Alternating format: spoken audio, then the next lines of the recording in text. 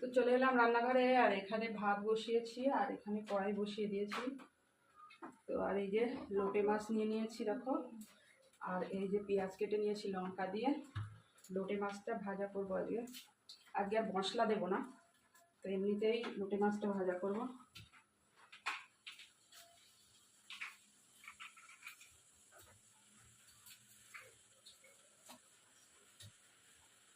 তো চলো এইটুকু নিয়ে নিয়েছি, এটুকু রেখে দেবো আর এইটুকু দিয়ে